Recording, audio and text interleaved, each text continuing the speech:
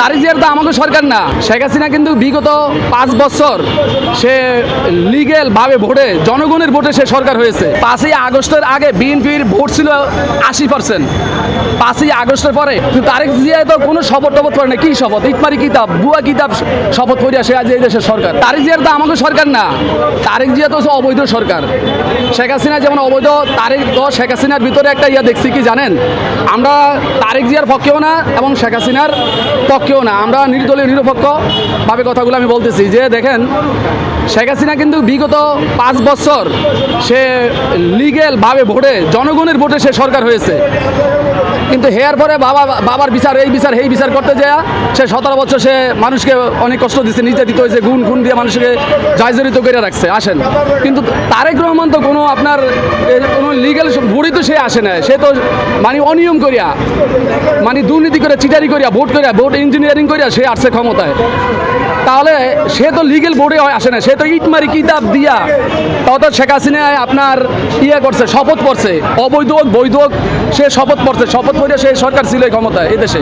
কিন্তু তারেক জিয়া তো কোনো শপথ টপথ করে না। কি শপথ? ইটমারি কিতাব, বুয়া কিতাব শপথ পড়িয়া সে আজ এই দেশের সরকার। আমরা তো এই সরকার আমরা চাই নাই। জান দিয়েছেন যিনি, পণ দিয়েছেন তিনি, ও আমার বাংলাদেশ প্রিয় জন্মভূমি। এই দেশে আমরা জানও দিলাম, পণও দিলাম, সব মাঝখান দিয়ে তারেক জিয়া এসে এখানে এই দেশে ইন্টারেস্ট ভোগ করতেছে। তারেক জিয়ার যারা এই দেশে আমরা দেখলাম কোনোদিন তাদেরকে দিয়েও নেই। কোনো একটা জায়জামালা হইলে বলে কয় এটা তারেক জিয়ার কাছের লোক। আমরা কোনোদিন তাদেরকে, তারেক জিয়ার তো আমরা দেখি না, কাছের লোক আসবে কই থেকে? এবং তারেক জিয়ার ফুল ফ্যামিলি আর তারে দেখি না। একমাত্র এই দেশে খালেদা জিয়া ছিল, তাকে দেখছি, তার ভালোবাসা পাইছি আমরা বিএনপিতে ছিলাম, কিন্তু তার অবদানে আমরা আজকে নির্যাতিত। আমার নাম মোহাম্মদ শাহাবুদ্দিন, আমি জুলাই আহত যোদ্ধা, আমার বাড়ি হলো বলা সরফেশন।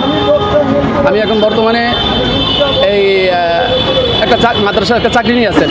5ই আগস্টের আগে বিএনপির ভোট ছিল 80%। 5ই আগস্টের পরে চাঁদাবাজি, দান্দাবাজি, টেন্ডারবাজি, চাল চোর, গম চোর যা আছে, আটা চোর যা আছে, জনগণের মাল আত্মসাৎ, লুটপাট, ট্রাক স্ট্যান্ড, টেম্পু স্ট্যান্ড, বাস স্ট্যান্ড, বাজার দখলদারিত্ব করে সব করিয়া এই বিএনপির ভোটটারে ফসে দিছে। সাধারণ এই কিছু চোরচারটার কারণে বিএনপিটা ধ্বংস করে দিছে। আর নাহলে বিএনপি মানুষের, জনগণের মানে চোখের সুরমা যেভাবে আসিল, বিএনপি কিন্তু এইভাবে মানুষের কাছে জনপ্রিয়তা ছিল। আমরা বিএনপির প্যানেল নিয়ে, বিএনপির রাজনীতি নিয়ে আমরা রাস্তায় আন্দোলন করছি, কিন্তু তার অবদানে দেখলাম 5ই আগস্টের পরে বিএনপি যেগুলো করছে এগুলোর কারণে বিএনপি পৌঁছে গেছে।